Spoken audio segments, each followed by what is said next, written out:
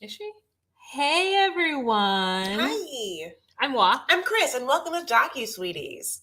We're two longtime friends who discuss the riveting and sometimes trashy world of reality TV and docuseries. Yes, my loves, but through our own lens, which is a little peppery, a little fiery, a little spicy, sometimes a little salty, sometimes a little bitter, but at the end of the day, hopefully mildly sweet. Yeah. So today we're talking about 90 Day Fiancé, Happily Ever After, Season 7, Episode 7.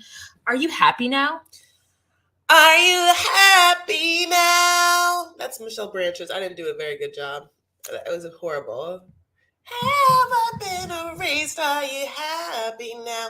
Ooh. Okay, here's the thing. I lost my voice a little bit. Like, my voice is a little, I'm like giving Lindsay Lohan, you know? Oh, no, don't say that to yourself. Well, it's the truth. I don't know that song. And at the beginning of this, you might have caught a little snippet of me asking her because she tells me that Michelle Branch, who is the making my way downtown, walking fast, strangers passing, I'm homebound. That's the same person who sings Are You Happy Now? But that's neither here nor there. That's neither here nor there. So let's get into this episode, y'all. It's hot under these lights. Mhm. So I want to talk about Bilal and Shai first. Okay, because I just this It's man does not want her to touch any of his stuff. He is this is what okay.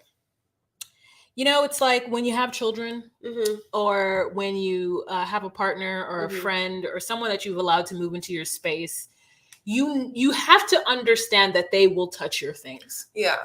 And you have to understand that they might break the things that they touch.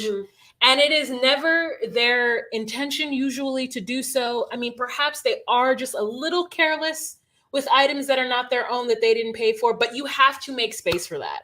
And so when you are being aggressive to the point where you're teaching someone how to drive and you choose to take them out in your Mercedes, you have to just be willing to like know that some shit's gonna happen. Now, if you're that scared, go ahead and rent a car. Get the insurance and rent the car. But like, do you want to ride in my Mercedes, boy? No, tell me what you want to do. With me. So, yeah, no, listen, she does want to ride the Mercedes.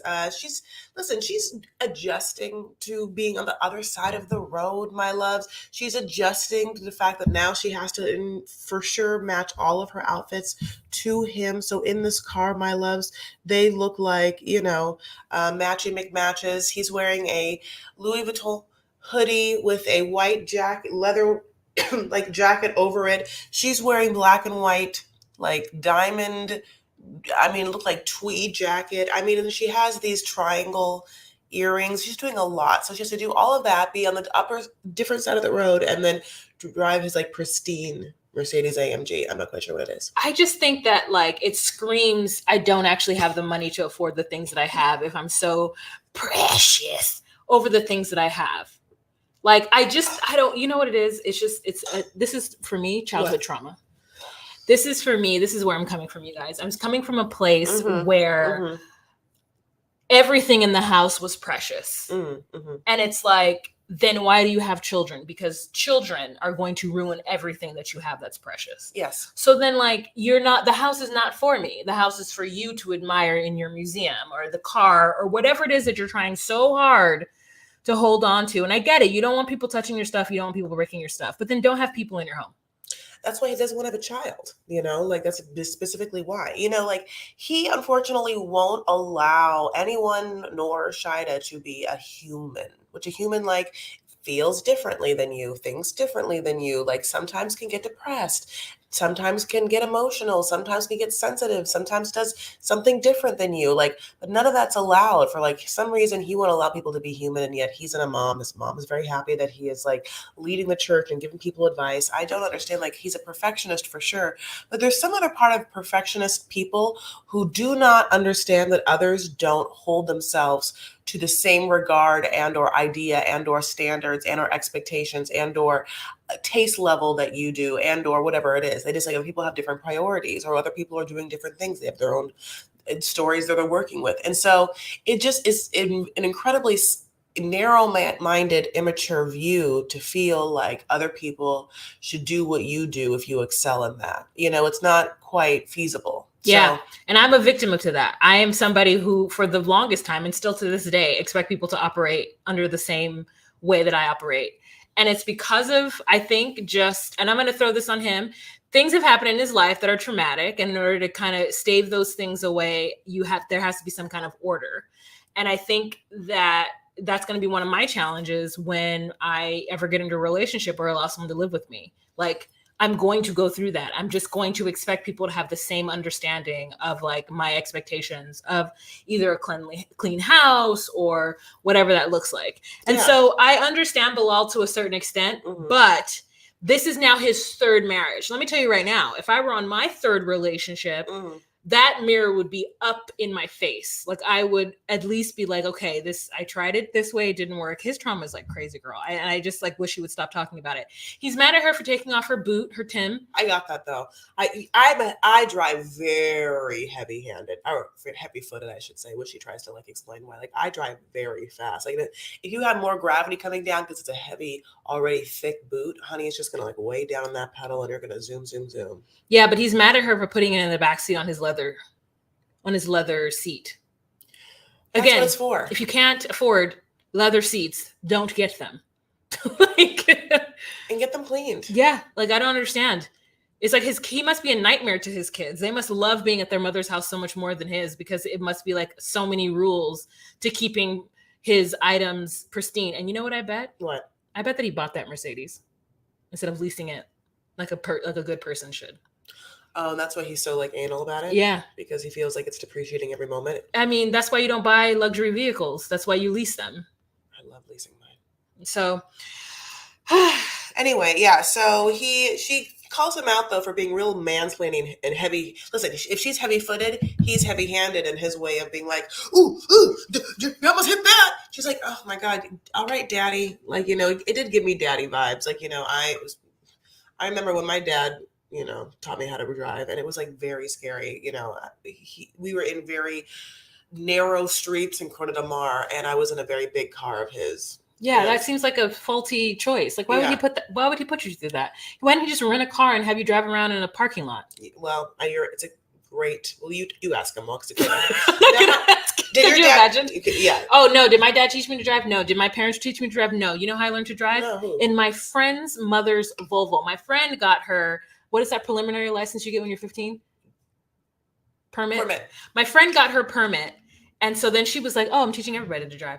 So we were in her mother's Volvo. I mean, this is an irresponsible. At the time, I knew it was irresponsible. Your friend taught you, or the mother did? No, the friend. Oh, she got her permit. That's not a real person. Okay. She got her permit, and she was like, "Hey, I got my permit. Everybody get your permit. Let's drive my mom's Volvo around, station wagon, and we can all learn to drive together." And so we went down a street that was relatively narrow for the suburbs of Los Angeles. And I drove very slow, and she made fun of me for driving slow. And I was like, I don't want to wreck your mother's car, because I was a responsible human. Mm-hmm. And that is how I learned to drive. She took us like first on this, like in this narrow street she shouldn't have. And then I was like, can I just go in a parking lot? And she was like, oh, you're so stupid. Like, you're such a loser. Let's go in a parking lot because you're scared. And I'm like, you're an asshole kid. Anyways. God, I just think of that coolest line that the dad says to Cher, 2 permits do not equal a license. Daddy! Anyway. Okay, so they talk. She's going to get her fertility test results back from that doctor, honey. You know, God bless, who's storing nuts for winter. And so her hormone level is fine, but he still has pending her like egg count, and then just goes on to say all the things we know, that like she has 37-year-old eggs because we have the same eggs that we were born with. And so like, they're not getting any younger. And so like, odds are probably like, there are not that many, you know, it's just all of that.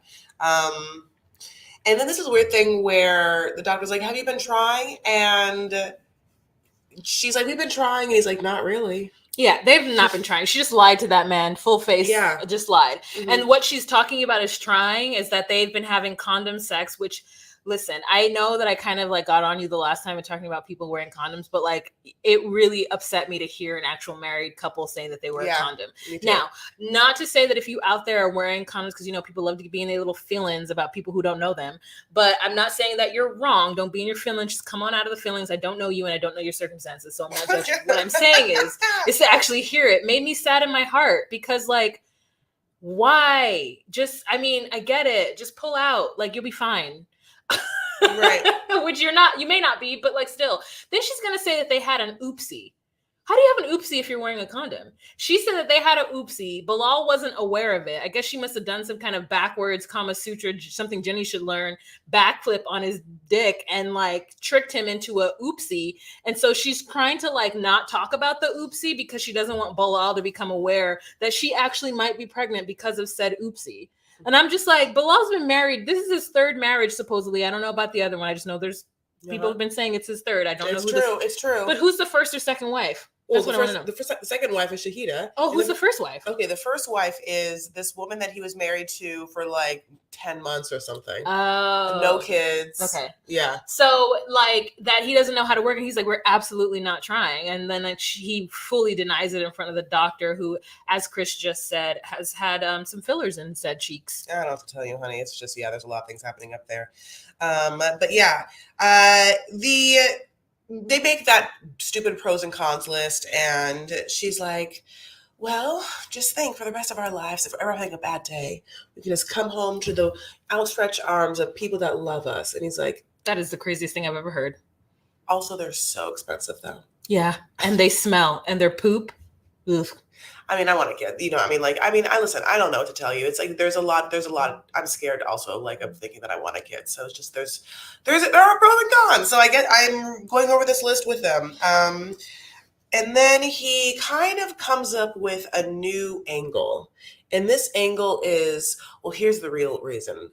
I'm afraid of you leaving. Oh, I've been left, and you, every time that something happens, you like sort of like want to, wave the white flag and being like, I'm going to peace out, and I've already gotten walked out. So why would I want to bring a child in with like, well, that's just going to leave again, and so it's, another, like I said, it's a throwing the cast of a fly fish into the pond, seeing what he can get now with a new one. I also think it's a little bit abusery, right? This sounds like something that like Ike Turner would tell Tina Turner after he beat her up. Like, I know I did this to you, but every other woman has left me, and I don't want you to be the one that leaves me. So she took the abuse because she made a promise that she would never leave him. And even when he started to wail on her, she took her promise serious. And this is where I'm like, no, Shida, don't agree to just stay with him and work it out no matter what. You don't need to do this. You're not a cow for sale. Your father didn't give you off in order to have money for the farms because he can't afford to take care of you anymore. We don't live in those times. No man should make you feel like you should stay regardless of whatever is going to go on. And she also says, I don't want to keep hearing these excuses. If we have this excuse now, next year when I talk about it, I don't want to hear any excuses. She's nervous about getting the fertility results. I'm nervous too. Doctor comes on and says, hey, so your hormone levels are good, but what we don't have is your ovarian reserve. And that, ladies and gentlemen, is muy importante, because let me tell you, my ovarian reserve diminished. So IVF one time, no baby. So, that's not the best. So she needs to know what that is. Yeah. And the doctor, it's just hard because Bilal is not being on her side in this moment. He wants a doctor who's a fertility doctor to be a therapist. Yeah, absolutely. And I don't understand why no one's like, okay, well then let's just freeze some eggs right now this month while you guys getting to know each other, since you decided to get married without really knowing each other or trusting each other and thinking they should have a baby together, but for some reason you guys got married.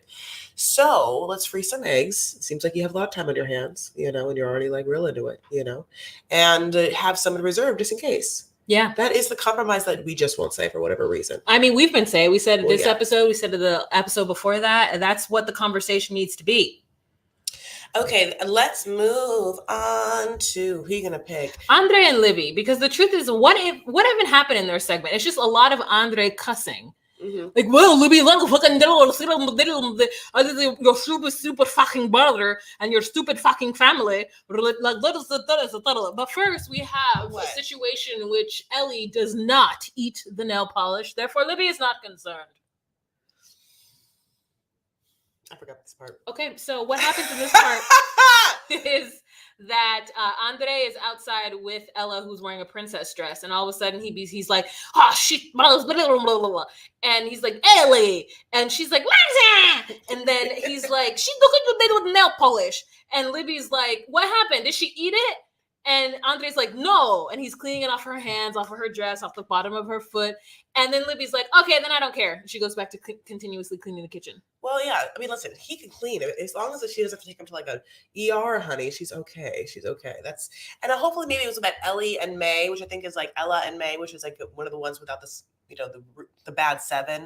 You know what I'm talking about? The nail polish world. There's I thought you were talking about May, Nickel's daughter at first. I was like, what? Hazan and Nickel? May's daughter? No, it's just like if you need nail care that doesn't have bad chemicals so that your daughter can just like drink it out of the bottle, that's the one you can get. But yeah, so Andre has to go to his lawyer, and so he thinks it's a good idea that they didn't have to go to that like dumb mom, birthday. He was like so happy about it. He got out of that one. And they go to the lawyer. Let me tell you, this lawyer is good. I mean, we have seen so many of the same types of people, like the furniture sales boutique person, the woman that's going to, in the wedding dress shopping part, the hairdresser, or the person getting a haircut and like giving some information.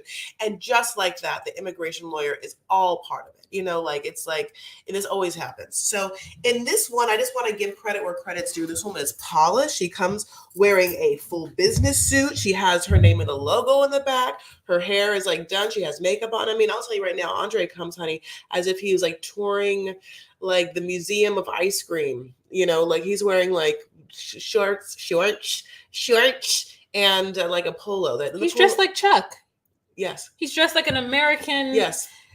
A middle-aged man who doesn't have any style, so you wear a polo and faded, you wear some like the polo shorts. Yeah, the polo was faded, like being like, how many times have you washed that polo? Have you been washing it with rocks? Like, how is it already so like mangled? It's gone through a lot of washings. So during the interview, the lawyer is like, look, this is weird. It's great that you do have an interview, but it's also weird because normally they don't have an interview for the 10-year, they just go on ahead and give it to you after you've had your 2-year one. And Andre is like, well, and then the lawyer is like, well, is there anything that's going on, anything that happened? Maybe they found something from your first interview that they didn't know. And so they have to like review you in person. But honestly, the fact that you guys have a kid, never had to see this from a couple who's had a kid. And so Andre is like, well, there might be some stuff in Moldova that I don't really want to talk about. And the lawyer is like, well, you got to tell me. And then they start to talk about his enemies. And I said, Andre, are you Drake? You have enemies? Enemies. Got a lot of enemies.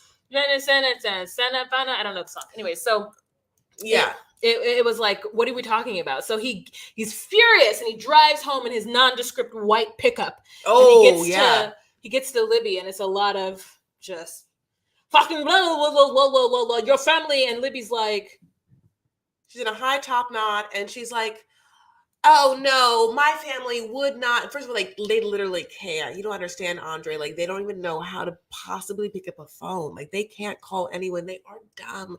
Have you met my family? They can't call someone and try and use voices and words to tell someone that you're a bad guy. They wouldn't know who to call. They don't even understand numbers. Yeah. Faces. Fully Becky and Charles and Chuck.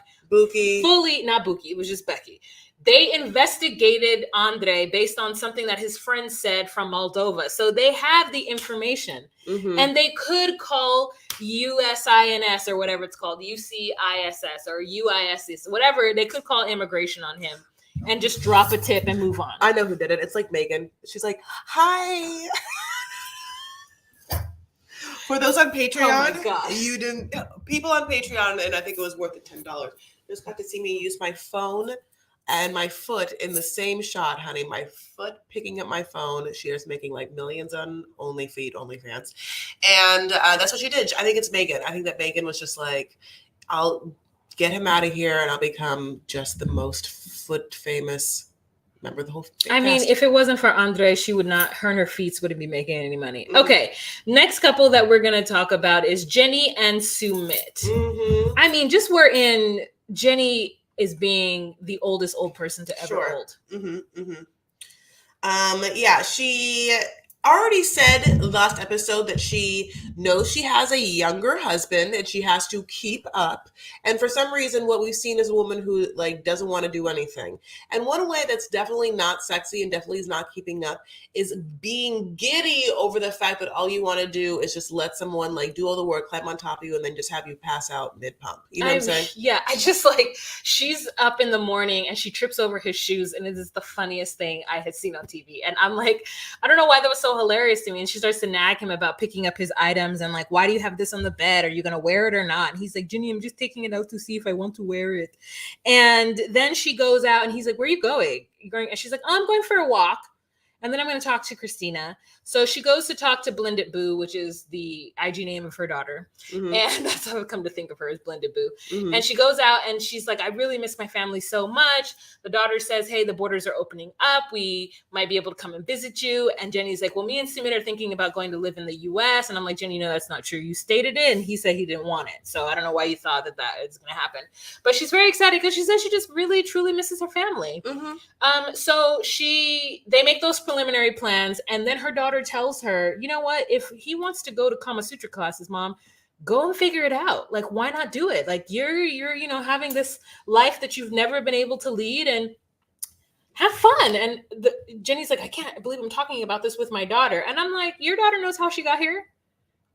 She knows you've had boyfriends, I'm sure. It's never too late to teach an old dog new tricks. Yeah. Drog. I know. I just want you to say it again so I can get a good... It's never too late to teach an old dog new tricks. Absolutely, Chris. Mm-hmm. She's not a dog, but I am. And I want to see this Kama Sutra class. Let me tell you right now that one of the very first moments that I knew that Juan and I would be friends for the rest of our lives was because early on in like our friendship, in which was the late aughts, we discovered that we both had watched a movie. The movie's called Kama Sutra. Yeah. And it is a weird, sexy... It's not weird. It's great. 2002 movie. Mm-hmm. Maybe 1997. Mm-hmm. I'm not quite sure. I'm not quite sure either. Movie that stars, and you can look at the names. Mm-hmm. Narveen Andrews, and then the girl that is from Dorne. Is it like the Dorne?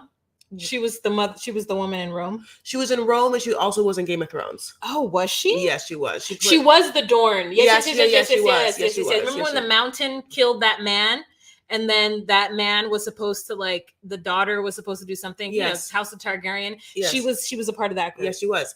Okay, so in this movie from 1996 called Kama Sutra: A Tale of Love, starring the cast.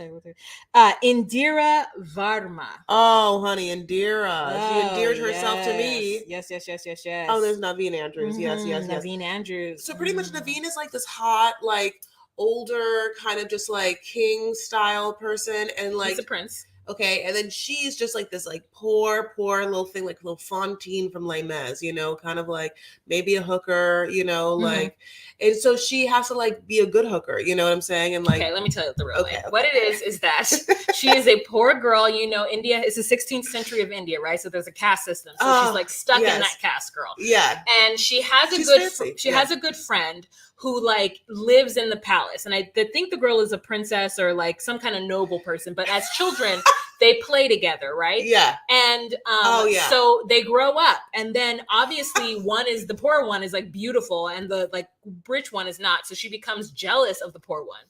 And then somehow the poor one like loses her family and is destitute and is picked up by a former concubine. And she has this concubine woman has like a school where she teaches the girls the arts how to be good. Yeah. She teaches them how to be the princess, girl. Courtesans, yeah. So she joins the harem because Prince Naveen Andrews sees her. Yeah. And she gets put in the harem and quickly becomes that prince's favorite. And then the princess who married that prince, because they, it was destined or whatever. It was like since they were children, they knew they were going to get married.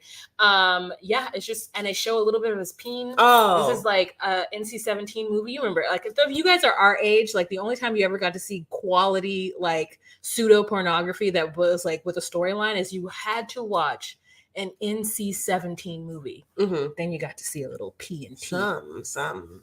Yeah, and there was a little like BDSM. He was like a little dom. She was like a little sub, like there was like a little roughness, like to it. Yeah, but not in a good way. It was like in a non-consensual way. I know.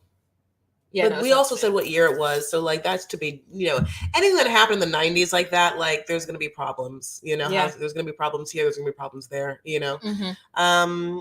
So anyway, that's that movie. You should absolutely see it with your loved ones. Ha ha ha. And it's great.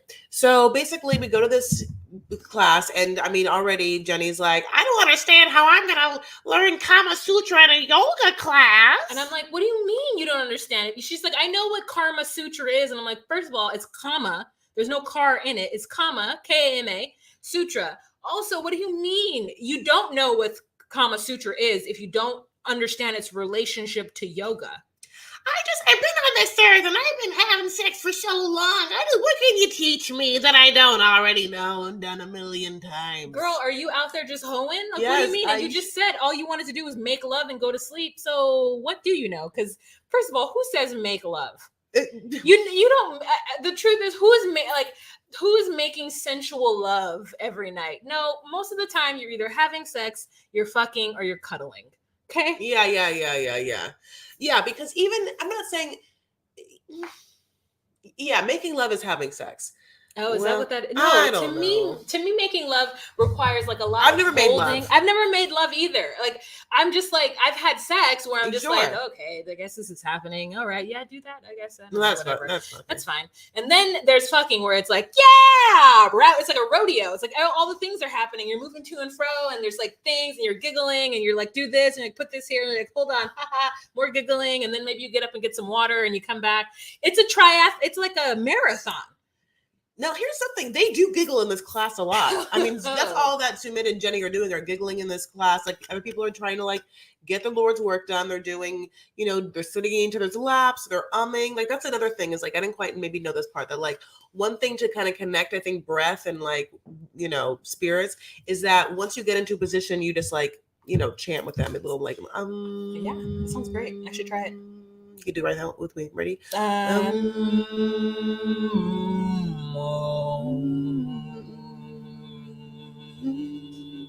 Okay. Anyway, so they do it like a reverse cowgirl or like a regular cowgirl, and she like loves that or whatever. But mostly she's just like, I want your peenie to put me to sleep like NyQuil. Yeah. And I'm like, well, if you open up them hip flexors, then maybe it really could put you to sleep like NyQuil. He like his mom does yoga. He does yoga. He can like, he can touch his knee to his chin. He can like put his legs behind his ears. And so can I. Yeah, that's what he said. He said that he can like do a forward fold and touch his. Yeah. And she's not fully taking advantage of that flexible man. It's very rare that you have a man that's flexible. They always expect the woman to be flexible. Oh, I think that she's taking advantage of that. And probably he's like, meet me up you know what?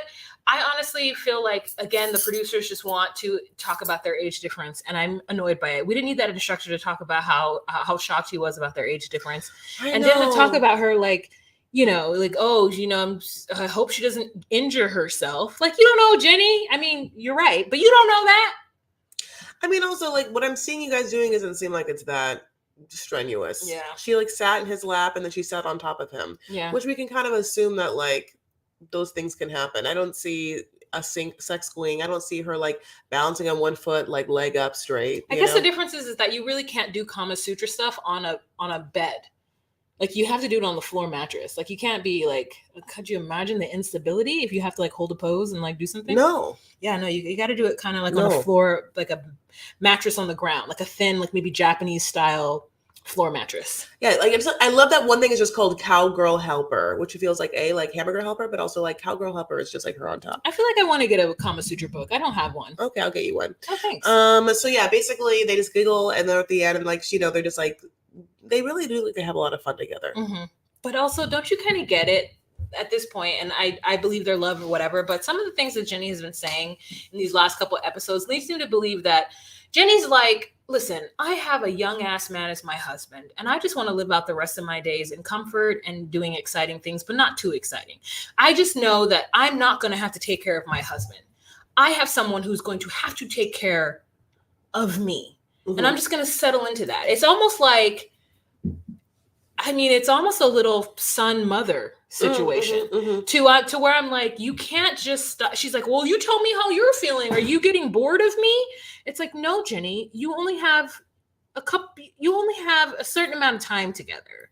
Nothing is guaranteed. And so why not make this exciting? Why have it be like a slow decline into Sumit, get me some chai, why, just do all the things you can while you can do them. Yeah, it's crazy to me that she doesn't want him to have a job. Like, I don't understand what you think that he's going to do after you die. Yeah. He's just going to be an old, broke person with no, love in his life. Yeah, you're not going to give him your money. You've got kids and grandchildren. Yeah. It's not going to go to Sumit. Especially that you're not even in the US. Anyways, so I just hope that she is a little bit more open, maybe in private. If she doesn't want to talk about it in public, that's fine. But in my mind, I assumed that they were doing the most. And this is enlightening to me. Okay. Yeah, I thought that they were really doing it all because she had a second wind and she has this young husband. But no, she's like, oh, no. Just, I want you to take care of me and I want us to do the same thing every day. And I don't want you to work. I want you to be with me the whole time until I die. And then you can go have a life. Maybe. Also, the entire time I'm alive, don't talk to your parents. Yeah. Oof. All right. Next couple that we are going to talk about is Michael and Angie. Baby. Yeah. Oh my God. This was so hard to watch. This was really difficult because, spoiler alert, domestic abuse, situations going on. I hate it. And the first thing we hear is Renee, who has no business being on the continent acting this way with this white lady. She says, Michael, get your butt out here. Get your butt out of here. Your car's getting jacked up. No, Renee, do not assist in shenanigans on foreign soil. Yeah. Because you are not the beneficiary of whatever privilege that Angela will receive. They will lock you up. It's just crazy that she knows that this man does not expect anything to be happening right now. And suddenly in the middle of the night, he is being verbally screamed at to come out and have a raging alcoholic Angela coming at him. And now she's ripping up his car and that is going to bring him out even more. It's like this Renee, with her Gucci hat or whatever and jacket, baby hairs. She's doing such bad work. And I feel like she is sold herself for the devil. And I think that it looks to me like she's bathed in shame. Listen, Renee is going to get some recapper interviews out of this, and she's probably very happy right now with her performance on TV. So Angela says that she gave him one last chance to take down the IG, and then he texts her, LOL, no. And so she felt like she vindicated in getting up and grabbing her drink and getting in a car and going over to his house to, attack him. Yeah. And she says that she is exhausted from Michael's constant disrespect and that he's got the goddamn wrong American. Yeah. And then she says the law says I got every right. And then he comes up and he says, what is the meaning of this? What is the meaning of this? Stop it, oh. Angela, what are you doing? You come to my compound. Hey. Oh, it's great. There's some great action shots of his brother trying to stop Angela because Angela with such terror in his eyes starts to attack this man. And it is just look at this. If you guys want to know the visuals that you're missing out right now, you can go to patreon.com/docusweeties. And you'll see the look of terror on this brother's face as he is holding back a raging, drunk, titty showing titty Angela. Out. That titty is out. Titty out, Angela. Yeah. That's what he's screaming out, but what he's saying is your titty is out. Yeah. And then I'm done. Get out, says Michael. And he is just raging because she's like, bitch, you bitch. Yeah. You don't call your husband a bitch. Yeah. You just, if they're still together, which on Instagram, Michael's Instagram, it says he loves his wife, Angela, in the bio, which is, but I'm just that is I don't understand people who feel like you can verbally attack somebody and call them out their name and walk away and come back. She's really been put upon and her life is so hard because of Michael. I really want to stop talking about them. I feel like she's really intense and I don't know if I can deal with this anymore, but I feel like I wanted to watch what happens next week, which is if they talk. I wanted to watch this one where we finally got to see Michael tell her that it's over and to get out. It was the most I've ever seen him show any sort of disgust. Like usually he's just like, come on baby, or just like, Angela, stop. He's more like trying to get her to like stop or acquiesce or be something. And this is the first time that I felt like he was like, get the F away from me. Yeah. Period. And if I never see you again, better. I just like don't even care what you think. And so that made me feel like, okay, I want to see that moment. And now next week, obviously we're going to like have another meetup with them, but like, or they're teasing that. Yeah. Yeah. So I really don't know. So she's always just like, she's always doing something horrible to him and then trying to have us believe it's because of him. And she's incredibly justified as the justified victim, and whatever he's done is so incredibly horrible that it has made her do what she's done, and is the reason why she smoked cigarettes. But even before she met him, yeah, he was the reason. She's a fighter. She was born a fighter, and she's gonna die a fighter. It's like, ma'am, you're not even fighting over. You're not fighting for real. Like, this is straight up WT ignorant nonsense fighting. Like, there's just no redeeming quality about this. All right, let's move on to our final couple. Can you believe it? I mean, the truth is that we're only 35 minutes in and we're almost done. The last couple that we are going to talk about is Kimbali and Usman. Mm-hmm. There was no Jovi and Yara this episode, right? Mm-hmm. And there, obviously, we don't talk about Ed and whatever her name is. Which you want to talk about every week. So we're going to talk about them. I just want to, like, if anyone's just for some reason on this episode alone, they're like, what are people just going to talk about this person? Okay. I'm letting them know it's not ever. Mm-hmm. Okay. Anyway, go on. Oh, no, you go. Okay, so we're talking about Kimbali and Usman, honey. So it is finally the day for them to go to where? Sokoto. That, of course, is where Usman's family lives, and Usman's mom, and that's what's happening. So he says that Usman's mom has the power to end this relationship, and his friend Bibi meets them at the airport, and anything about this scene until we get to the mom, it's just like whatever. But the most important thing that happens is that, to me, on them, is that they meet up with Usman's mom, and by them it's only Usman. Well, the most important thing to me is that we find out that Usman is the most famous person from Sokoto, and that he's a local celebrity, and he's literally on everybody's mind in Sokoto, but he's trying to get out to his international audience. He's the only person from Sokoto, and he's so proud of it, that has fans from all over the world. Now, this is my question. What? Because last episode, she low-key read him for wanting to have a wife in Australia and other countries, and was like, you can't even go there, so what are you talking about? What was the outcome of that? Because we get to this episode, and they're happy in the hotel packing, and he's like, the plane's going to wait for him, Soja Boy, and she's trying to, like, usher them out, and then it's like an hour and a half flight, but then he gets off the flight and he acts like he's so tired. And then Bibi is there. So it looks like he's like, Bibi is my friend, but Bibi feels like a servant to me. Yeah, I mean, there's so many servants that, like, I know, because like they're getting waited on. There's that one that, like, Angela, Freudian slip. Kimbali tried to, like, fist bump, and, like, Usman had to be like, oh, That's we don't. Bibi. Oh, that was Bibi? Mm-hmm. Sorry. Yeah, Usman's like, oh, we don't fist bump here. Like, like, there is a real intense difference between American women, like, have forgotten between the way that, like, other women are, like, either in, like, their decorum or their modesty or their, like, femininity, or their, like, like, it is incredibly masculine to be like, bruh, like, here's my, like, fist bump, but also, like, that you're just gonna touch someone.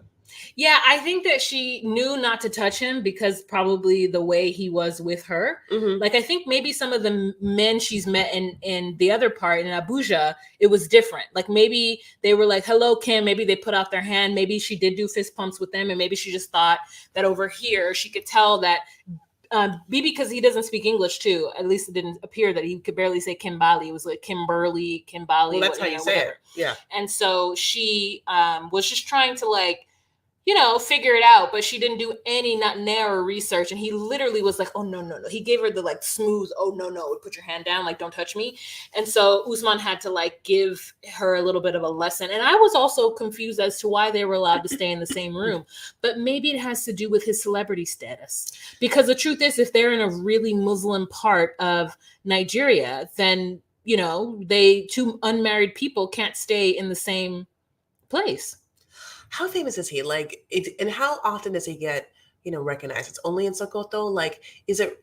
I really would love to see him just like go into a supermarket or like go into a market, but have the cameras like only have one camera following him so that no one is just looking at him because the camera's following him. I mean, you really don't want to believe that this man is quite popular. I mean, we've had other people say that like folks recognize him and stop him in the streets. He is an international superstar. Listen, Mom. Okay. I think Michael is too, to a certain extent. Oh, okay. Who's more not international, but in his own town? Who's bigger?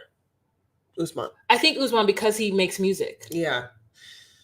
And Michael just makes like bad choice after bad choice. Mm-hmm. But so basically we do have finally this one-on-one with his mom who looks just like him and has lived and seen bad choices that he's also made and hasn't been happy about any of them.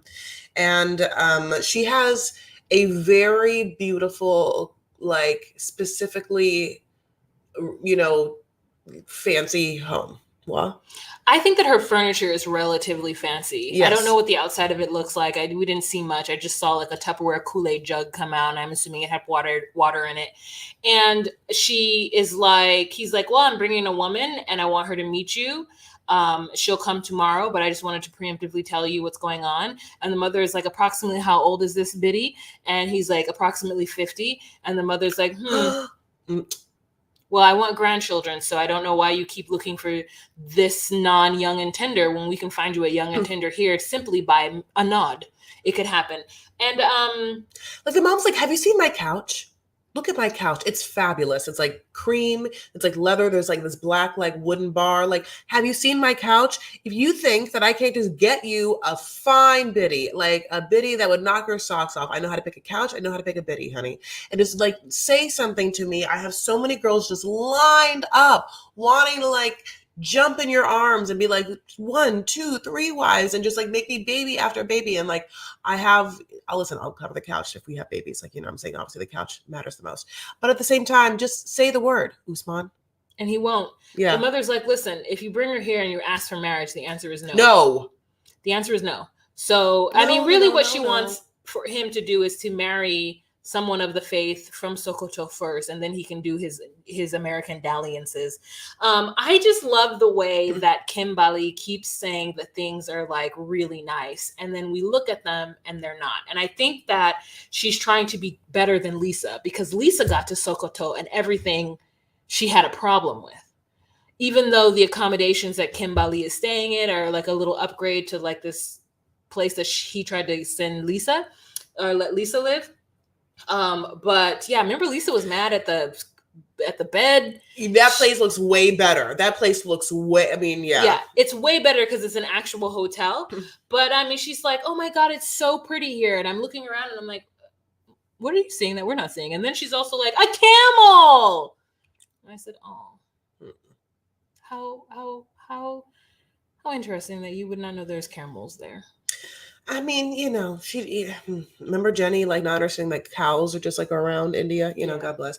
Like cows are dummy. So like it's an interesting thing. The mom just wants Usman to marry a lovely, round the way girl, like I guess literally round their way.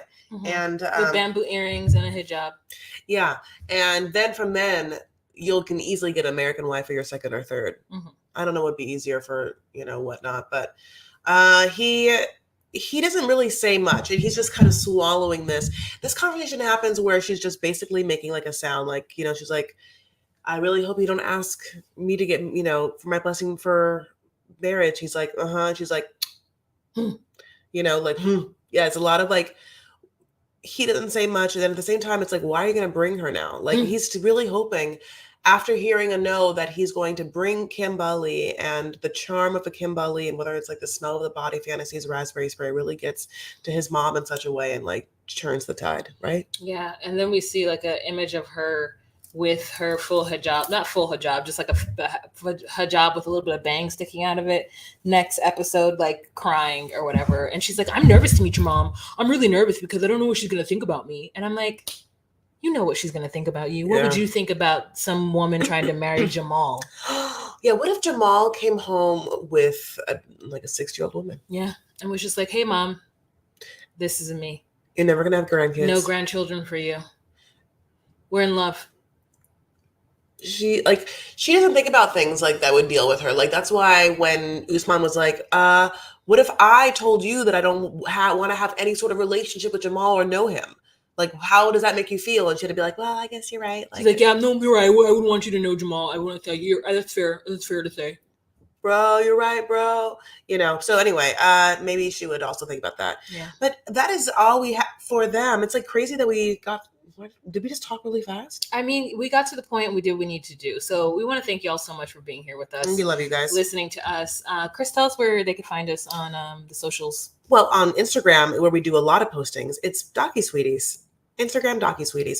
We're also on TikTok, DocuSweeties1, and Twitter, DocuSweeties. Maybe, I think it's 1. I don't know. But look up DocuSweeties. You'll find us. Please go ahead and also give us 5 stars if you're listening now. Mm-hmm. We really could use that review. But here's the thing. This entire time we've been making faces and putting up pictures. If you want to see all of that, wow, well, how would you do that? Patreon.com/DocuSweeties, $10 a month. And, we put up the content immediately after we record it. You'll see the visuals. You'll get the unedited version of what you were hearing in the audio. And you'll help us to produce our stuff. So we're moving merrily along here, but we want to thank those of you who have been supporting us since the beginning. We really do appreciate it. Truly. You guys are great. Yeah. So yeah, y'all have a great evening. We love you guys so much. Like, Love After Lockup is coming up, and we have a brand new docuseries we're about to recap, which is Sins of the Mother. So get in and get out. All right, friends. Love you. Bye. Bye.